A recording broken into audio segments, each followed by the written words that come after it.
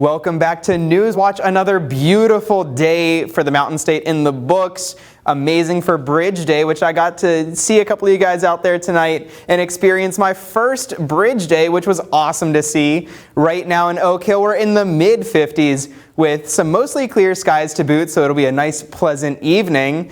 Most of the area also feeling that pleasant mid-50s temperature right now. Marlinton a little bit colder, as well as Summersville down in the low 50s right now. The southern portion down into Bluefield feeling a little bit warmer, almost in the 60s. We are expecting some similar conditions tomorrow, a little bit chilly in the morning, starting out in the mid to low 40s for much of the region. Snowshoe staying pretty cold. That's going to warm up into almost the 70s for some parts. Mid 60s temperatures for much of the region. Snowshoe again staying a little bit colder than the rest, with Ansted having our high temperature for the area.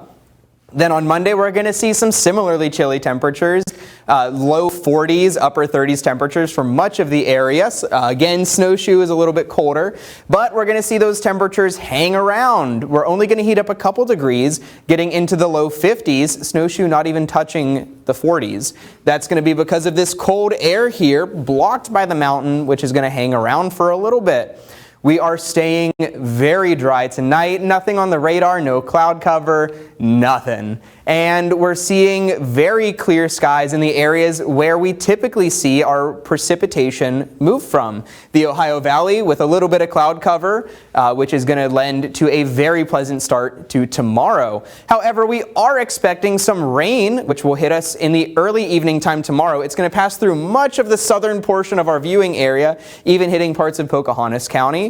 When we could see some potential thunderstorm activity, those yellow sections are going to be very heavy precipitation. Once we make it through all of that precipitation, we are going to see some nice dry conditions for the rest of the week, which we're going to have temperatures in the low 40s to start us out. That's going to cool down sharply down into the mid 20s, and then that's going to warm up as the week goes on. We're going to have your highs starting in the mid 60s, cooling down not quite as much. We're going to see low 40s temperatures before we have that warm up again. Some storms on Sunday, which will take us into a mostly dry week. We have the potential for some isolated snow, and by isolated, I mean isolated. We're looking at about one pocket, which could be hitting Summersville. As exciting as the first snow of the year is, I'm not ready for these cold temperatures to hit. We're going to have very dry conditions after that, warming up through the weekend. And those good conditions that we felt today lasted the entire evening. After Ross and I went to Bridge Day to capture some footage, we checked out the after party at the Adventures on the Gorge. We've got that footage for you right now. After Bridge Day's festivities, me and meteorologist Gabe Finch decided to check out the after party at Adventures on the Gorge to see what everyone thought of the day. This is your first Bridge Day, first time in West Virginia. Yeah, this is an awesome place. You know, we've been spending a little bit of time here lately, and this is a beautiful area. Fayetteville, people are so casual, nice, take care of you, come up next to you, talking to you.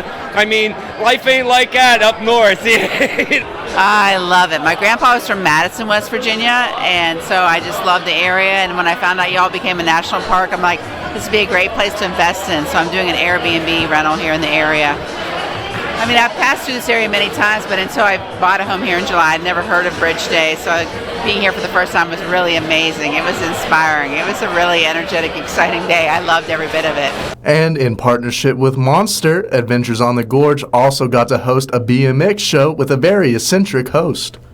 And did you go to Bridge Day today? We did. We got to Bridge Day. We were hanging out here at Adventures on the Gorge, getting our ramp set up. It was incredible. Couldn't believe it. I knew people were going to be jumping off the bridge. I didn't realize they had the extension up there and they were going even higher. I thought that was incredible. And so what's going on here with the BMX and Monster? We're here with Adventures on the Gorge. They've been a great partner for Monster Energy, and so Monster marketing team, Rob Riley and Hoover said, hey, let's bring out some pro BMXers, do some backflips, and in the spirit of Bridge Day, do something a little crazy and fun, and that's what Monster's all about. For Cross, I'm an old school rider, so some of your viewers maybe remember the movie Rad back in the day. I wasn't in the movie Rad, but I ride with the guys in the movie Rad, and those are kind of the tricks I do back from the 80s and 90s, but mostly I'm a host, just an MC. In Adventures on the Gorge for Gabe Finch, I'm Ross Klein, Newswatch.